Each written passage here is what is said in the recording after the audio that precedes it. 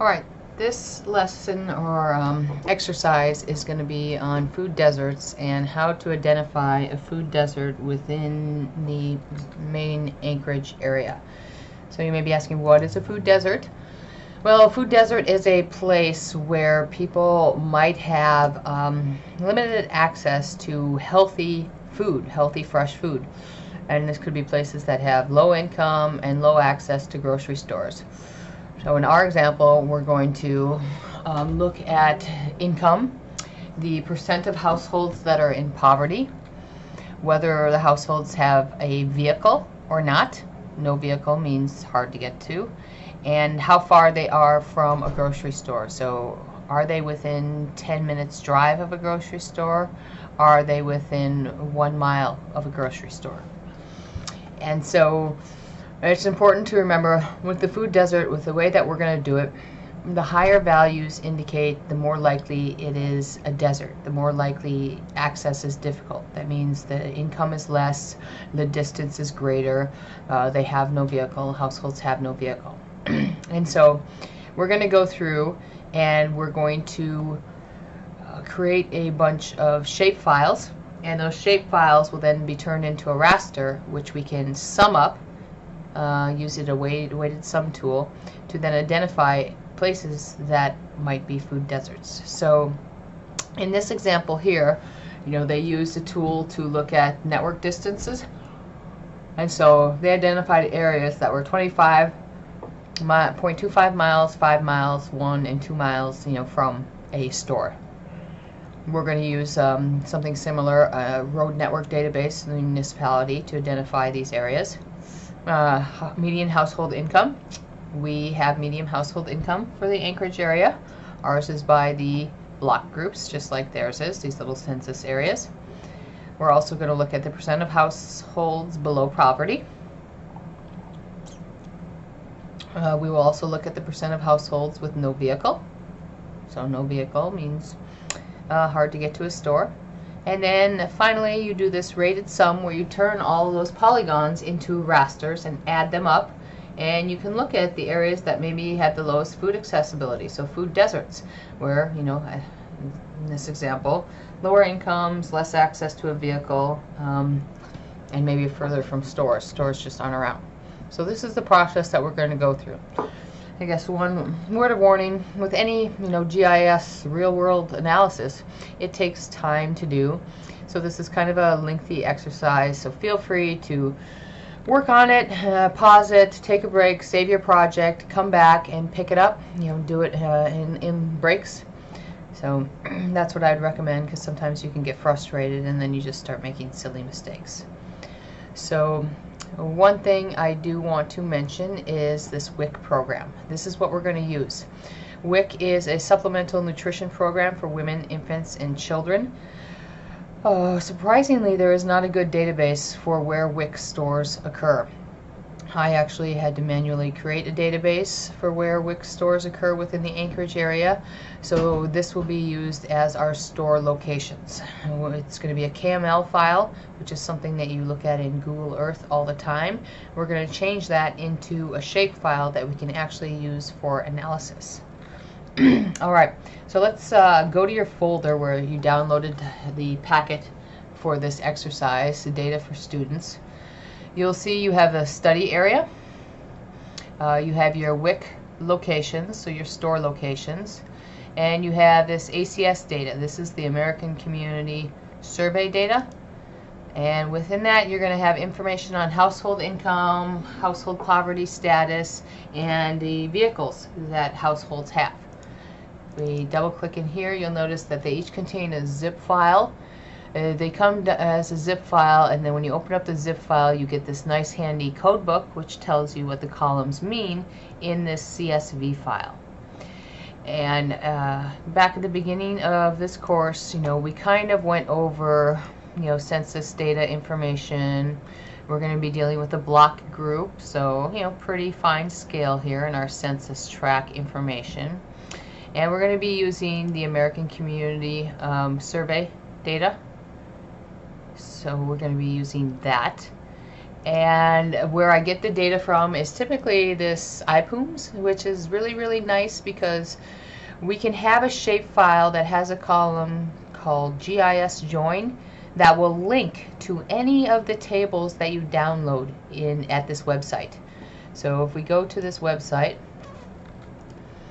you can get information on total population, age composition, marriage, households, education, income, all sorts of information. I'm not sure about the slavery, that's rather interesting, but this data will come with a column that will allow you to join it to spatial data, and you will have that file when you complete this exercise. So let's open up ArcGIS Pro. Okay, I have mine open. Why don't you go to project and save your project. I saved it as food deserts, so navigate maybe to the folder where you downloaded your data and save this project as food deserts. Now we're going to add some data. So navigate to your data for students and add these two files. So hold down the shift button and then click these two files, study area and the block groups, and hit OK. Alright, let's change the study area to be hollow. So double click on it and click black outline. OK. Now let's zoom to this study area. So right click and go zoom to layer. And there we are, we're in Anchorage. Let's move it up to the top, click and drag. Alright, so we have the block group information for the entirety of the state. We do not need that at all. All we are interested in is our little study area here. So we want to select all the polygons that are just within our study area boundary. So to do that, you go up to select by location. And the selecting features it's going to be our study area boundary. So our selecting features are our study area. And we want to select the census tracts within our study area. So we'll change this to within. So we're selecting the block groups that fall within our study area. Okay, and then hit apply. And you'll see they all light up, they all are selected. Can turn off the study area just to see. This looks good. I don't have anything outside of the study area selected, so we just want to deal with this records, make our database smaller. So now that we have our areas selected, you can close this down and then go over to your block group, right click and go down to data and export features, and then navigate to, you could do the same folder as where you downloaded your data, but I would recommend making like a products folder in there, because that way you can keep it separate from your raw data. So I'm navigating to my MPP program, courses, GIS, food desert, and here's my data for students. I want to keep my products separate, so I have a products folder within my food desert project. So I'll go there, and this is actually going to be, we're going to call it this food desert data _ Albers. I'm just going to overwrite my other files here. So eventually we'll create these files. So call it food _ desert _ data _ ALBS for Alaska Albers, and then hit save. Yes, I want to overwrite it. And hit OK. And it's giving me an error because it says that it's in use by someone else. Alright, so I'm going to close that. I'll look over here and see. It's not in use over there. So what I'm going to do is, sometimes ArcGIS gets a little funny. I'm going to save this. I'm going to close this. I'm actually going to go to that place with my products, and I'm actually going to redo all these products so that I can show you guys how to make the products. So now we have an empty folder and we can just start saving our data in there. open up ArcGIS. Alright, so now we're back. I will try to export this again. Right click, data, export features.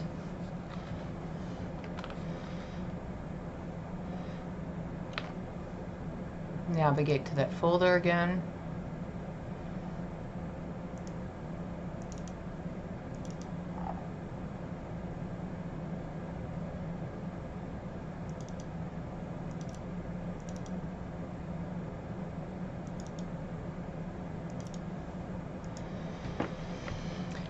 Oh, and let's see, I believe I call this food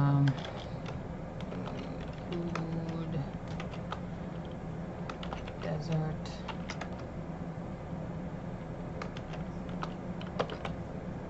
data. I'll call it food desert data. Let's see, go back here.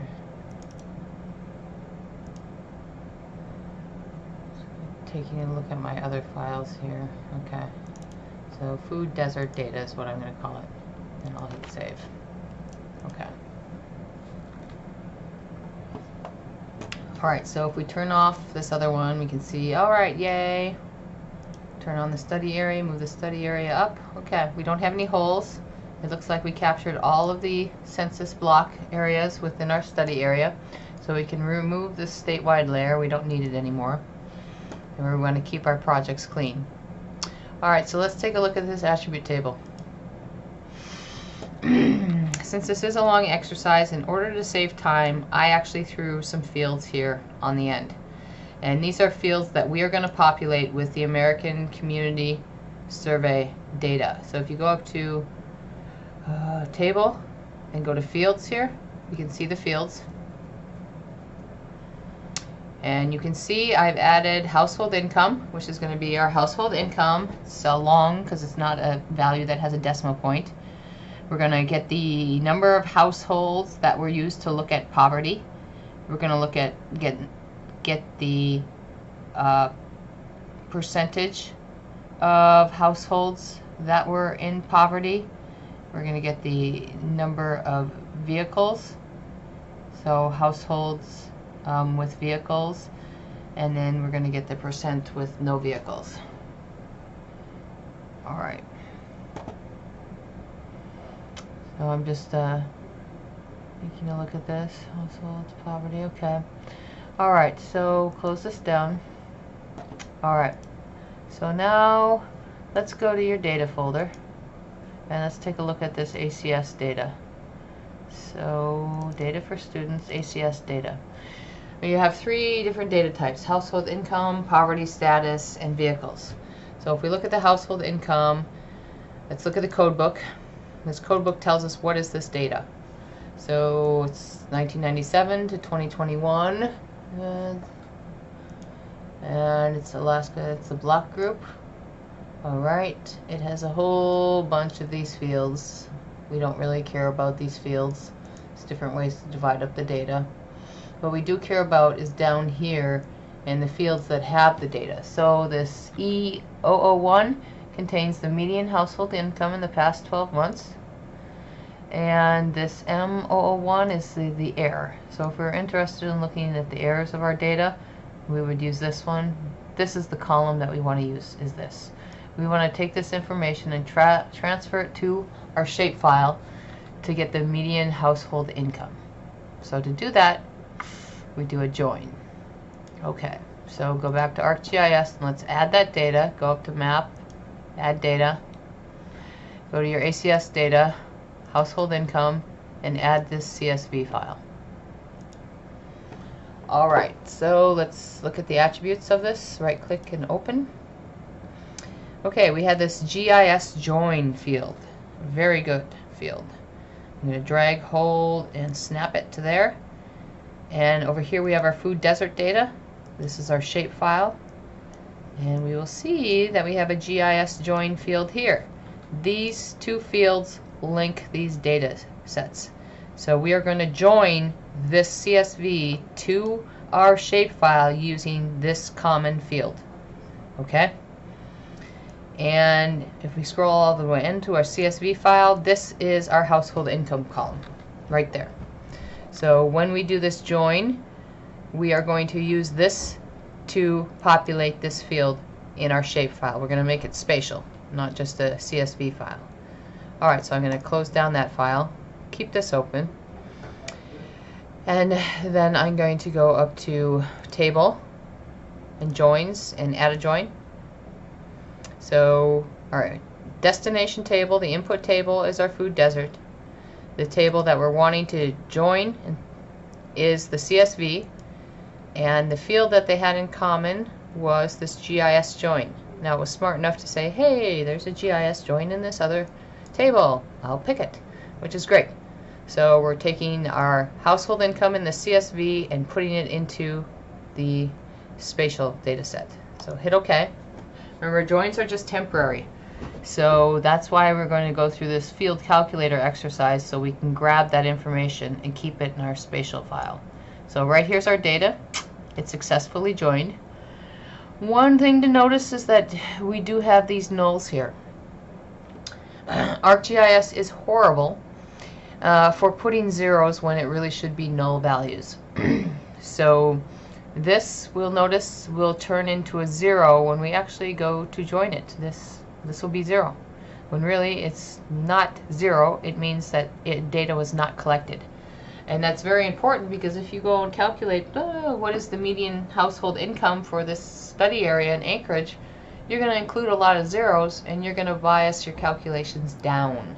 So we need to remember to keep track of this. Always think about zeros with ArcGIS. It's not very good that it does that. It should keep them null, but it's a bug in the program.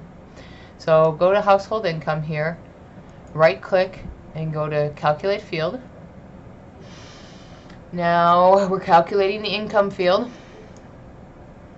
Go down to the end of your table and find where your EE01 column is. So it's from the join data, EE01. So this is our household income and we're going to put it into our GIS file. So hit OK. Alright, there we go. And sure enough, we have a 0 here. So let's highlight this row. Click over here and let's go across and see if it was in fact a null. It's looking like yes, it is a null. So we need to flag these. So let's see if we can sort by this field here, this household income field, and sort ascending. Alright, I see a number of nulls here. So let's highlight these nulls, click on this one, hold and drag. Alright. So you should have all of these 11 records selected. We need to flag these as some other value so we know that this is bad data. This isn't really 0. So I'm going to right click on income and go to field calculator, and the smallest value for household income is 20,833. I'm going to put an odd value in here of 99. You know, 999. 999, those are often used to reflect no data. So this is something you would document in your metadata, but for now I'm just going to create 9 nines in these highlighted records only. So hit OK. That way we remember something's weird about those. OK. Alright, clear your selection, hit the clear button, remove your join. Okay. Alright, so for the income, we'll come back to this income, but income is problematic because it doesn't run 1 through 0. We're going to look at percent in poverty, we're going to look at percent of households with no vehicle, and that's going to be values that go from 1 to 0. Income, we have to try and get this between 1 and 0, and it's something called normalization. And we'll get to that, we'll come back to it. But let's go on and let's finish up these poverty ones and vehicle ones. So remove this CSV file, we don't need it anymore. Right click, remove. Now add on the data for the poverty. So add.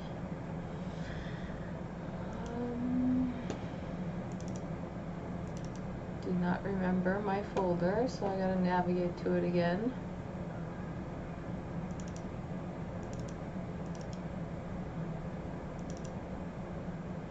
So data for students, ACS, go to your poverty status folder, add that CSV file.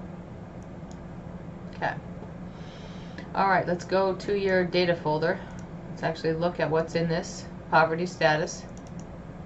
Look at the code book. Alright. So the years are the same, 17 to 21, block group. Alright, so we have again a bunch of these fields which deal with, you know, place, location, statistical areas, something we're not dealing with here. Now we get into the data. And, you know, you can't just simply download poverty status for our household. It has to come by some type of classification. In this case, it's by type of household type by age of householder. So they really do break it down. But I mean, the one thing that's nice about this is you still get the basic data of what are the total number of households and how many of them have income below poverty level. You also get down here the income in the past 12 months at or above poverty level. So in theory, number 2 and 31 here should sum up to the total number of households surveyed. So we're going to look at this. Our important columns are going to be E001 for the total, E002 for income below poverty level, and E031 for above. Alright, so let's go back to ArcGIS. And I mean, it has to do things like that because you can't have crazy long column names.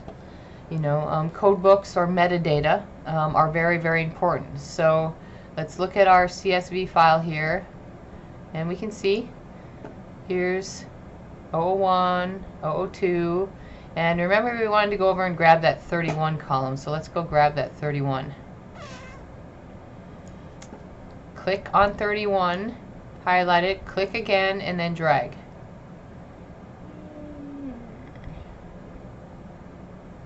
Okay.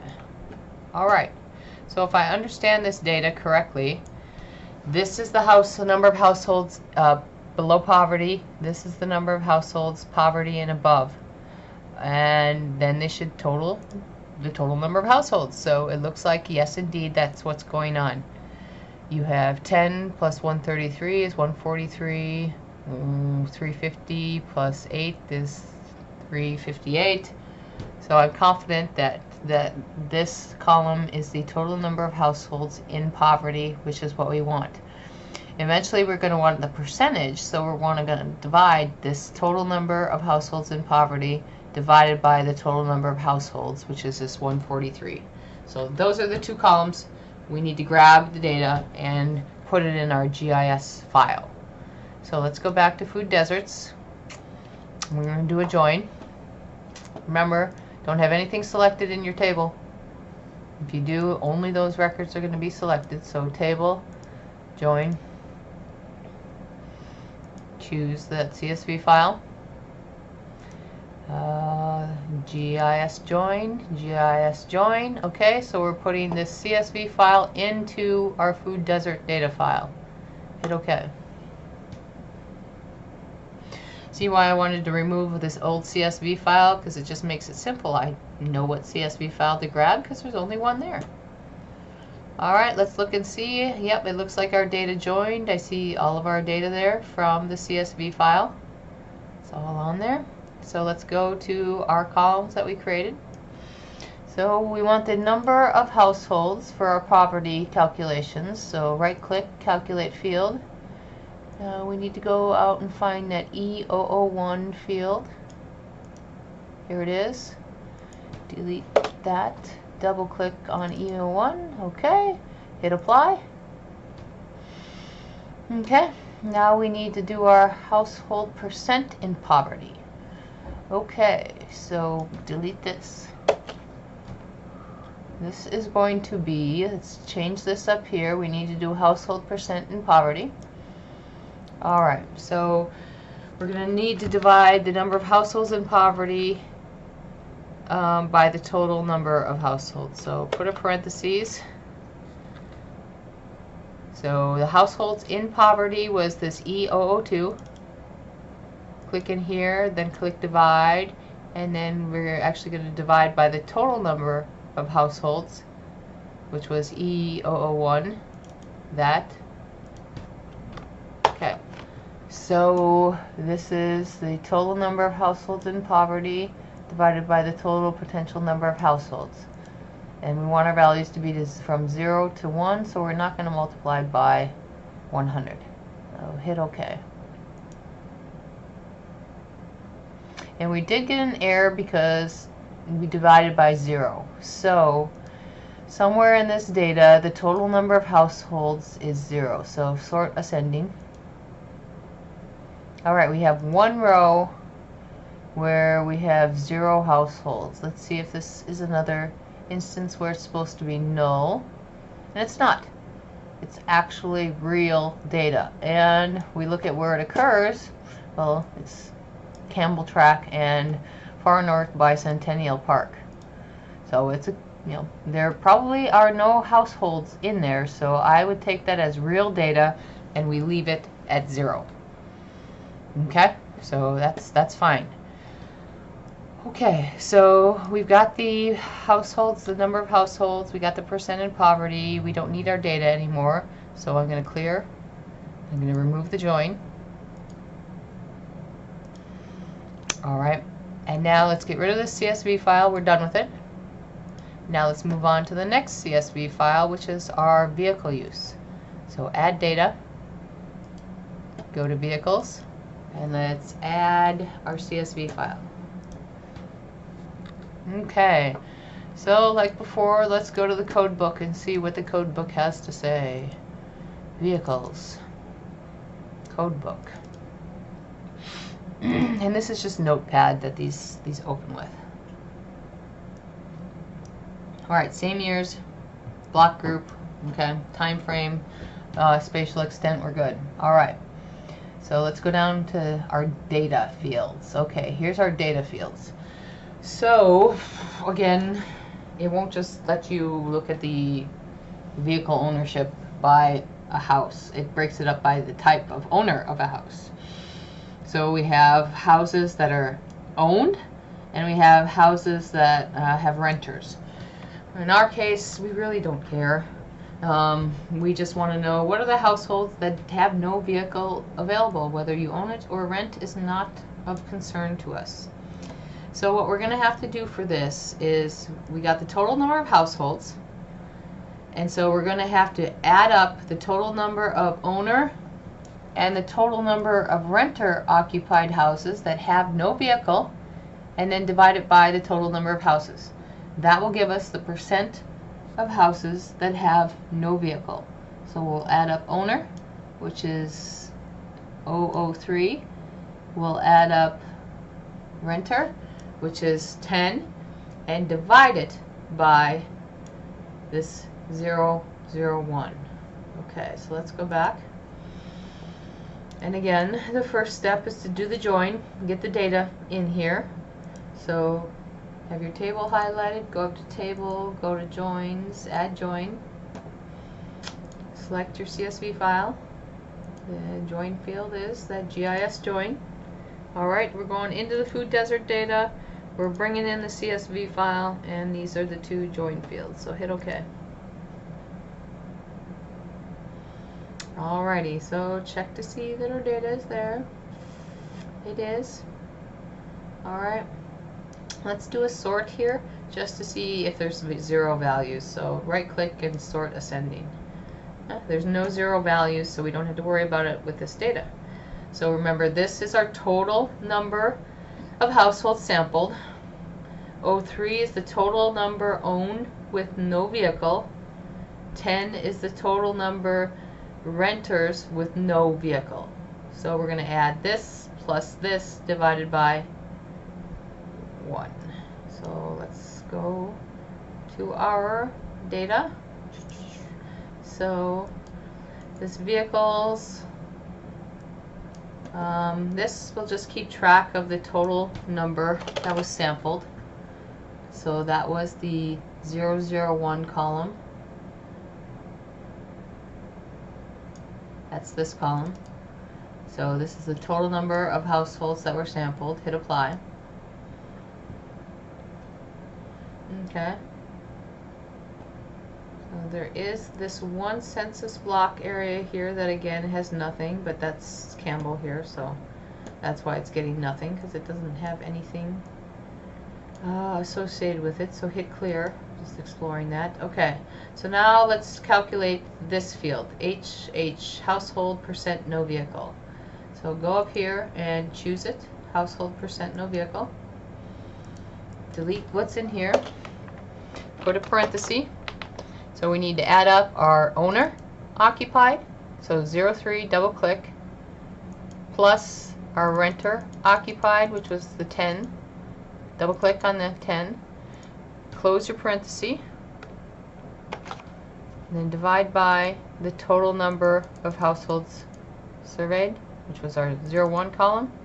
Okay, so the 3 column plus the 10 column, and then divide by the total households surveyed. So hit apply. And yes, it will give us that error because we do have this one field that has that issue. I'm taking a look at this. I'm just looking at my data. I see a 0 here. Let's see if this is a 0 because everyone has a vehicle. So let's go over and check. Checking. Okay. So yep, it is in fact a 0 there. It is in fact a 0 there. So this is a census tract area where everybody owns a vehicle. And I have to say these houses are pretty expensive, so I'm not surprised everybody owns a vehicle in this area of Anchorage. Okay, so it looks good. Let's hit clear. Let's close down the field calculate, and let's remove the joins. We don't need it anymore. Alright, so let's remove the CSV file because we don't need it anymore. One of the things that we have to deal with is we have to come back to this income. So the columns that we're going to use for our food desert are this percent of households in poverty. So if we click on it and go to statistics, we can see a histogram and see it goes from 0 to, in this case, 0.63. Okay, so it's less than 1. This is the distribution of this data. We go back to our food desert and we look at percent no vehicle. Click, go to statistics again. 0 to 0.41 point, so 41%. That's the distribution of this data. So at the maximum, 41% of households do not have a vehicle. So the nice thing is I can just click on this and I can see where is this place where people do not have vehicles. These are the 2 census areas where people do not have vehicles. Where do they have vehicles typically? All these other places, basically all of the households have vehicles. So it's a neat way to look at that. Let's go back to our food desert data. Okay, clicked on that. So we need to get this income between 0 and 1 with a higher value reflecting more food poverty. Alright, so let's clear this. Let's close down that and that. So first we need to figure out what is our min and max value for this household income. And remember, don't use 99, but click on it, right click, and go to statistics. Okay, so remember we can't use 99. I'm looking here, guides, format, general. Okay. We can click on selection. Nope. So go back to properties. I don't want selection. Turn selection off. Alright. So our max value is 250,001. All right, we need to remember that, and we need to get our min value. So close this. Food deserts, one easy way to get the min value is to right click on it and then just go to sort. All right, our minimum real value is actually $20,833. All right, so I'm going to pull up an Excel file here. You guys don't have this, but you don't need it. I'm just explaining the normalization process so that we can get values that range widely into something that's from 1 to 0. So maybe I'll make that a little bit bigger. What we're trying to do is normalize it and get it from 0 to 1. And to do this, what you do is you would take, let's say, the value of the income for a cell, a block area, minus the minimum value in your data set, divided by the maximum value of your data set minus the minimum value of your data set. So in our example, remember the minimum was $20,833 and the maximum was $2,500.01. Okay, so this is how you normalize your data, is that. Alright, so I've just taken all the income data and thrown it into an Excel file, so I have it here. And so I've created this normalized formula. So what this is doing is it's taking, this is our income for that cell block, so your I. We're subtracting it from our minimum value, and then we're dividing it where we divide the maximum value here minus the minimum value. So that's how we normalize. We're going to have to do this in ArcGIS, but in Excel this is just, you can see how it's done. Okay, I'll hit enter, and then I double click here, and it fills it all the way down to the bottom of our data. So we can see it goes from 1 to 0. Okay, remember the other issue is we want to have values near 1 when it's hard to get food. So we don't want this to be 0 actually. We want this to be 1, and we want the rich people to actually have a value of 0. So in order to do that, all you do is take 1 minus your normalized value, and it flips it. So now we accurately reflect high values where it's hard to get food and low values where it's easier to get food. Okay? And if you wanted to look at a histogram of it, you can see this is kind of a histogram, the count, the frequency over the different normalized values we created. And income is typically always skewed like this. You have some people who make a lot of money here out on the tails. So we're pretty happy with how this distribution looks. So let's go back to ArcGIS. Alright, so we need to do this field calculator and get our normalized income. So right click, calculate field. Okay, so I sort of like to break this up. Okay, so to do our normalization, remember we have a parenthesis and we select our value, our income, find our income, household income, and then click in here and you subtract the min. I'll bring it back up here. Subtract the min, which is 2,833. So we subtract the min, and then we're going to divide it by max minus min.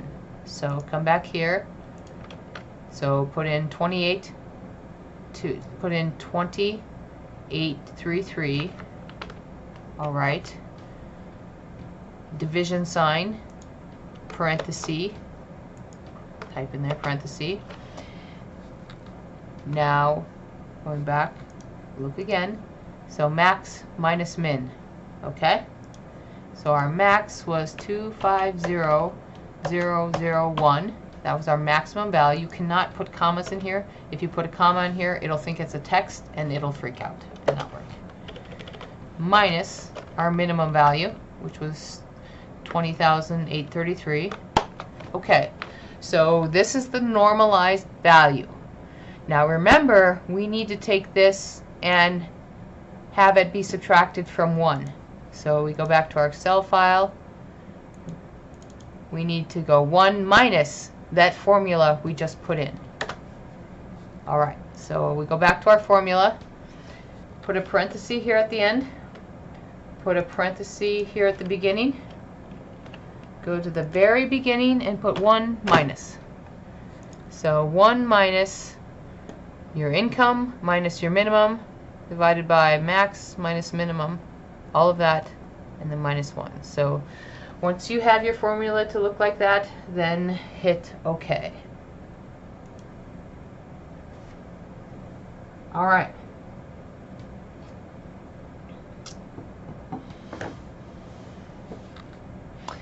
All right.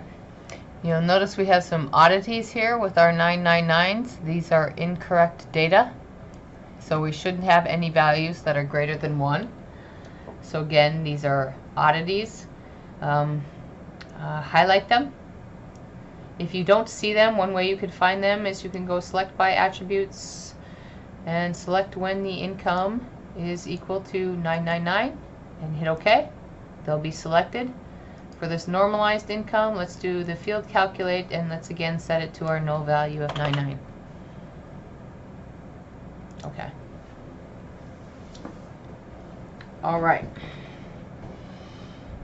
So we have this data all pulled together now.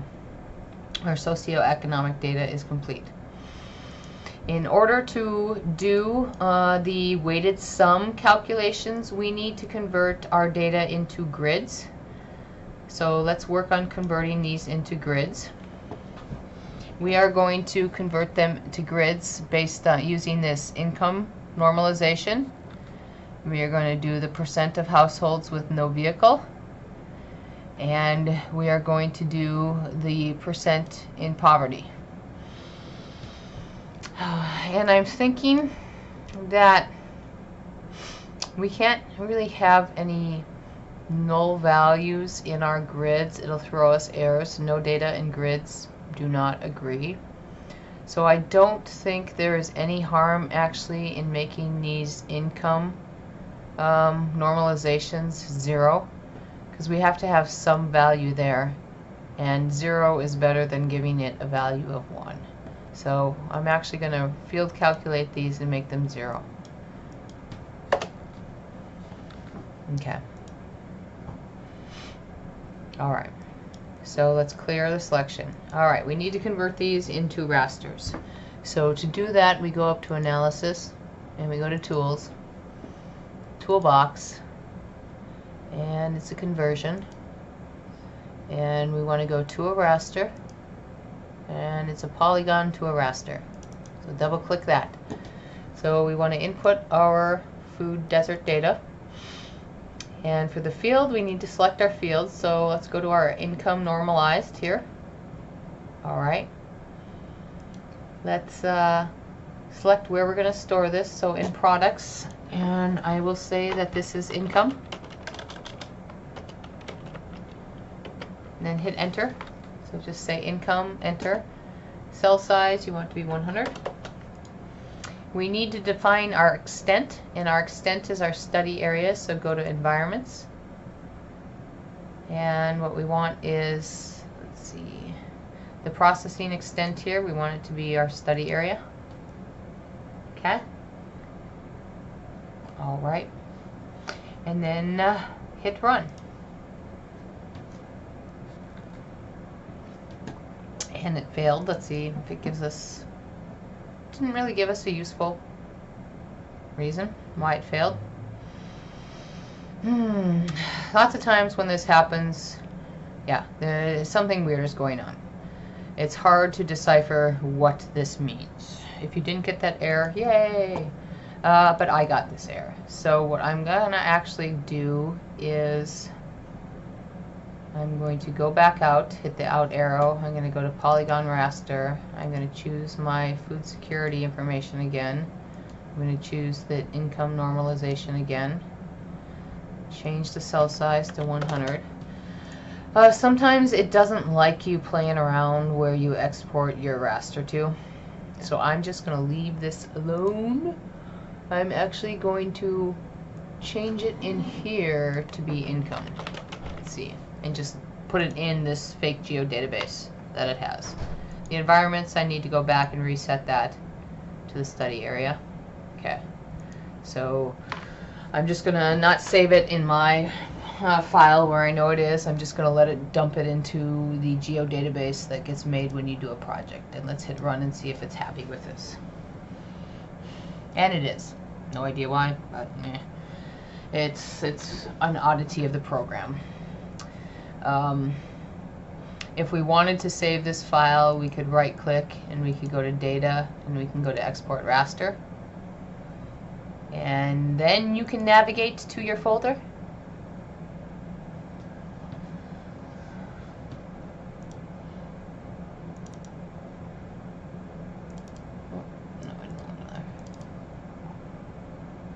Too many folders.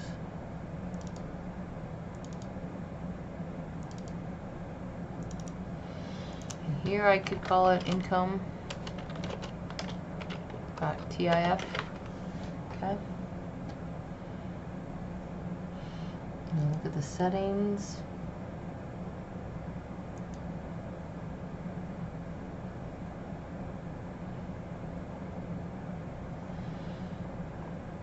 Okay, and hit export.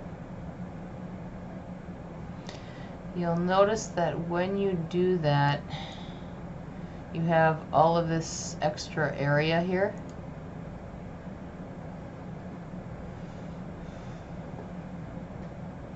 So now you're going to have to do a mask with this.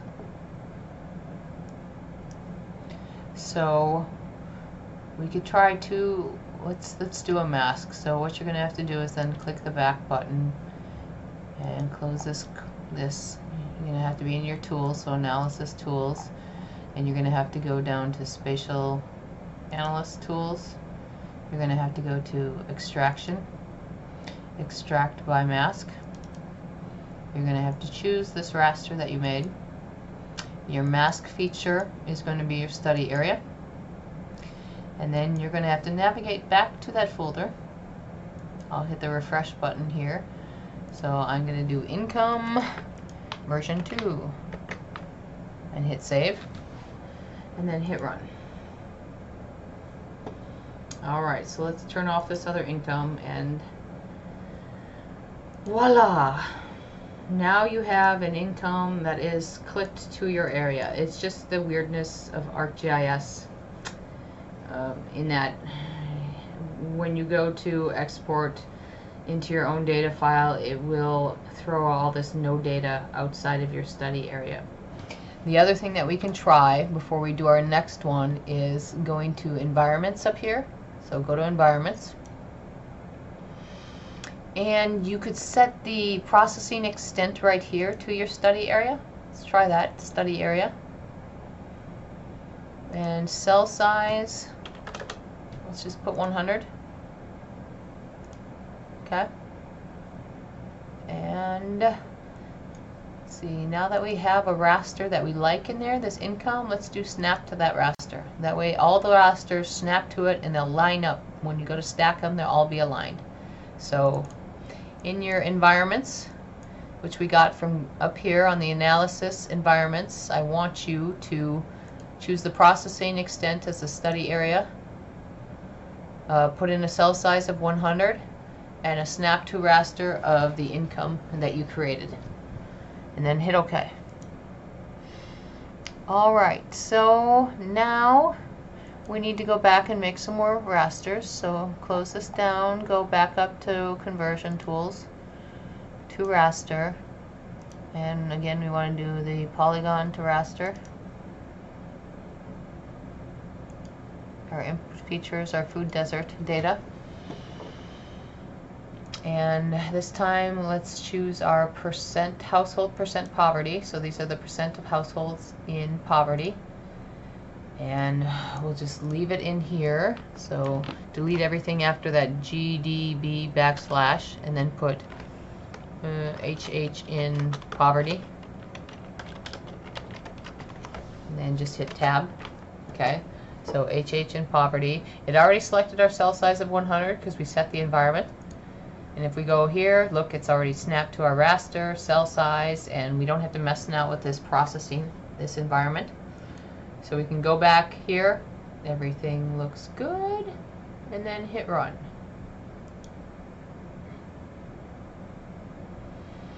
Alright, so we have our new raster. Again, if we want to save it, we have to right click, go to data, export raster, and then go to general, put it in that same folder, output raster.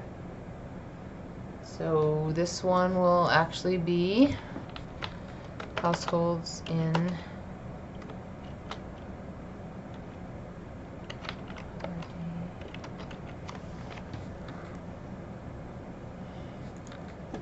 see if this will work. Export.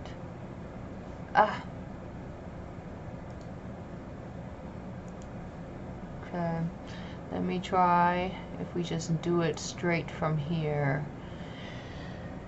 Just put it right in there. Households in poverty.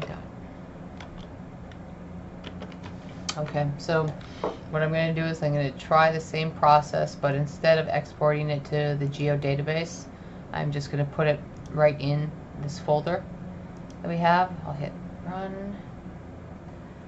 And it didn't like it. Let me put .tif and see if it likes that. And it did. Okay. So it needed the extension .tif to know what kind of raster it is. And we were able to just put it right into our folder, and it clipped it to the proper extent. So we didn't need to do any of that extra work. So remove. Okay, and so let's practice this once again. Our food desert, this time we're going to do it with the vehicle one. So the vehicle, and so we know it works if we just put it directly in our folder now. So let's browse to our folder. Here's our stuff. So this is going to be % no vehicle. And we need that .tif we learned, .tif. Alright, so we're dumping it in our folder, and we can just hit run. Alright, so now we have rasters that display our various categories. So if we right click on one of these and go to symbology, we can change it to classify,